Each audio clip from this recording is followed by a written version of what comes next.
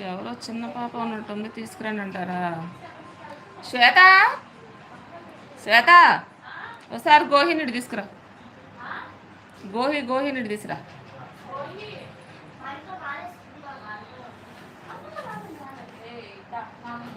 కొండాపూర్ నరసింహులు.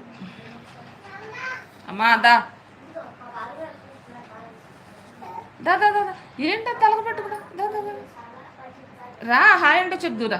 దా, ఇక మమ్మీ ఉంది ఫోన్లో. దా పైకి.